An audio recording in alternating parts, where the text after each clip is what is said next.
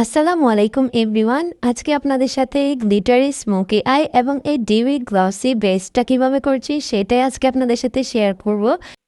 আমি কিন্তু প্রথমে আমার আই মেকআপটা করে নিচ্ছি, দেন আমি আমার বেসটা করব। ফার্স্টে আমি হাইলাইটার দিয়ে আমার আইব্রো বোনটা হাইলাইট করে নিয়েছি, এরপর ক্রিস এরিয়াতে ডার্ক পিঙ্কিশ একটা আই শ্যাডো দিয়ে ব্লেন্ড করেছি, এরপর লাইট পিঙ্ক আই শ্যাডো দিয়ে সেটাকেও ব্লেন্ড আউট করে নিয়েছি। এরপর স্মোকি এফেক্ট দেওয়ার জন্য এখানে dark brown eye shadow use করেছি। এবারে ডিপ ম্যাজেন্ডা আই শ্যাডোটাও একটু ইউজ করে নিচ্ছি। এরপর আমি আমার আইলিডে magenta shimmer eye shadow apply করবো আমার আঙ্গুলের সাহায্যে, বিকজ আঙুল দিয়ে শিমার আই শ্যাডো অ্যাপ্লাই করলে একটু পিগমেন্টেশনটা ভালোই আসে। এবার একটা ফ্ল্যাট ব্রাশের সাহায্যে আমি এই ম্যাজেন্ডা গ্লিটারটা অ্যাপ্লাই করে নিচ্ছি। আমার স্মোকি আই লুকটাকে আরও গ্ল্যামারাস বানিয়ে তুলেছে গ্লিটার। এরপর স্কিন প্রিপারেশন করে নিচ্ছি। এখানে আমি টোনার অ্যাপ্লাই করে নিয়েছি আমার ফেসে, বিকজ টোনার অ্যাপ্লাই করার কারণে আপনার ফেসে থাকা ময়লা এবং আপনার পোর্স প্রবলেমগুলো একটু রিডিউস হয়ে যায়। এরপর আমি নিভিয়া সফট ময়েশ্চারাইজারটা আমার ফেসে অ্যাপ্লাই করে নিয়েছি। এরপর মেবলিন বেবি স্কিনের পোর ইরেজার প্রাইমারটা অ্যাপ্লাই করেছি, বিকজ আমার একটু পোর্সের প্রবলেম আছে। আর যাদের অয়েলি স্কিন তারা অবশ্যই ম্যাটিফাইং প্রাইমার ইউজ করবেন। এরপর আমি আমার ডার্ক সার্কেল হাইড করার জন্য অরেঞ্জ কারেক্টার ইউজ করেছি।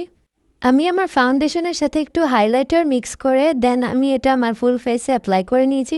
আমি কিন্তু খুব অল্প পরিমাণে ফাউন্ডেশন অ্যাপ্লাই করছি, আপনাদের হয়তো দেখে মনে হচ্ছে যে আমি অনেক বেশি পরিমাণে ফাউন্ডেশন দিয়েছি, বাট নো, ব্রাশের মধ্যে যতটুকু ফাউন্ডেশন নিয়েছি ঠিক ওইটাই আমি আমার ফুল ফেসে স্প্রেড করে দেন ব্লেন্ড করেছি। এখানে এভারলি বিউটিসের কনসিলার দিয়ে আমি আমার ফেসটাকে হাইলাইট করে নিচ্ছি। মেকআপ হচ্ছে একটা আর্ট, আপনি যত বেশি প্র্যাকটিস করবেন ঠিক তত বেশি আপনি মেকআপের স্কিল ডেভেলপ করতে পারবেন। যারা যারা আমার কাছ থেকে পার্টি মেকআপ এবং ব্রাইডাল মেকআপ সার্ভিস নিতে চান তারা অবশ্যই আমাকে ইনবক্সে নক করবেন। আমার কিন্তু নিজস্ব কোনো পার্লার কিংবা স্টুডিও নেই, আমি হোম সার্ভিস দিয়ে থাকি এবং আমার বাসাতে মেকআপ সার্ভিস দিয়ে থাকি। সো যারা আমার কাছ থেকে মেকওভার সার্ভিস নিতে চান তাদেরকে অবশ্যই আমাদের বাসায় আসতে হবে। সো এখানে আমার বেস করা শেষে আমি একটু সেটিং স্প্রে দিয়ে নিয়েছি, এটা হচ্ছে dewy setting spray. Dark magenta eyeshadow দিয়ে আমি আমার চোখের নিচে একটু স্মোক আউট করে নিচ্ছি। আইশ্যাডো অ্যাপ্লাই করার ফলে আমার আই মেকআপটা একেবারে কমপ্লিট লাগছে। এরপর আই ম্যাজিকের হোয়াইট জেল লাইনারটা অ্যাপ্লাই করে নিয়েছি চোখগুলো জাস্ট একটু বড় দেখানোর জন্য। এরপর মাস্কারা অ্যাপ্লাই করে আই মেকআপটা ফুল কমপ্লিট করে ফেলেছি। এরপর নোজটাকেও কন্ট্রোল করে নিচ্ছি ব্রঞ্জার লাগিয়ে, ফেসটাকেও কন্ট্রোল করে নিচ্ছি। এরপর আমার জলাইনটাকে একটু কন্ট্রোল করে নিচ্ছি। এই পিঙ্ক কালার ব্লাশটা অ্যাপ্লাই করবো আমি এখন।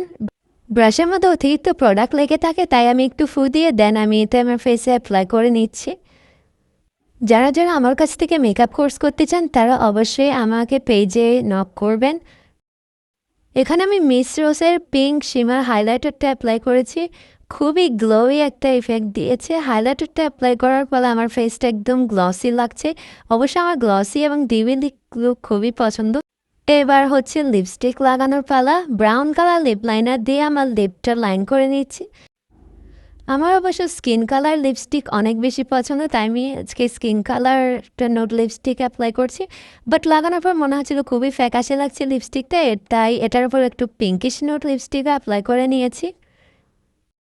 লিপস্টিকটা বেশি লাইট, এই জন্য লাস্টে আমি আরও একটু লিপ লাইনার দিয়ে টাচ আপ দিয়েছি।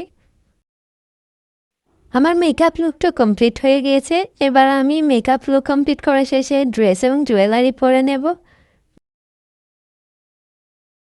সো এসে গেলাম ড্রেস এবং জুয়েলারি পরে। এটা হচ্ছে আমার একদম কমপ্লিট লুকটা কেমন হয়েছে আপনারা অবশ্যই কমেন্ট করে জানাবেন।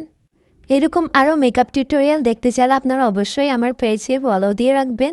সো আজকে পর্যন্ত টাটা।